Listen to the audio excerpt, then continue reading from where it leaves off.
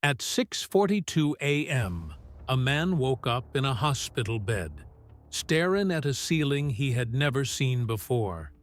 He didn't know his name. He didn't recognize the voice calling out to him.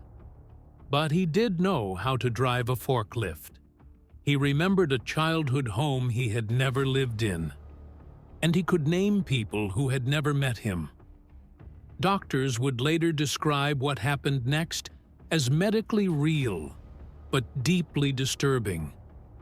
The man was found unconscious on the side of a highway just outside a small industrial town. No wallet, no phone, no ID.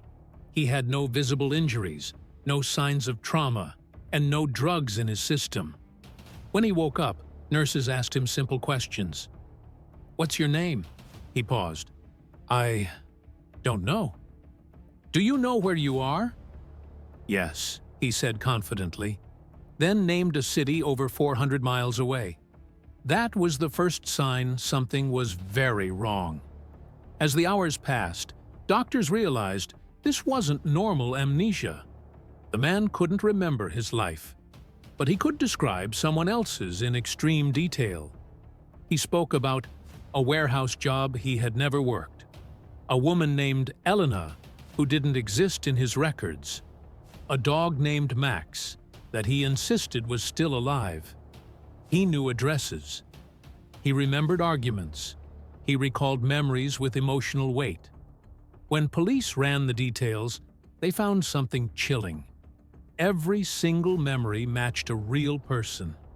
A man who had died in a workplace accident 3 years earlier. Doctors brought in the dead man's family. They didn't recognize the patient.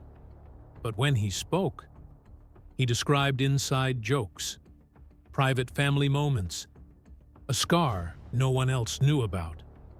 The room went silent. The mother began to cry.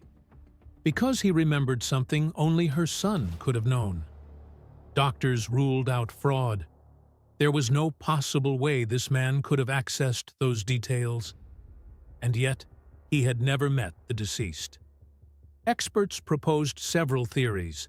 Some believed it was cryptomnesia, where the brain stores forgotten information and later presents it as original memory.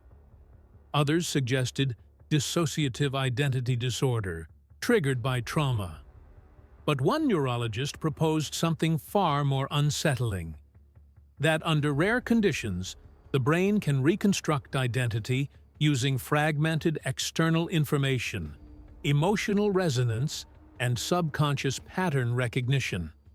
In simpler terms, his mind may have built a person out of pieces it never realized it had collected. A life that felt real, because to him, it was. Over the next 6 months, the memories slowly faded. The man began forming new ones. His original identity never returned. He chose a new name, moved to a different city, and refused to speak publicly ever again. The family of the deceased said goodbye, not to a ghost, but to an echo. Doctors documented the case, then quietly archived it.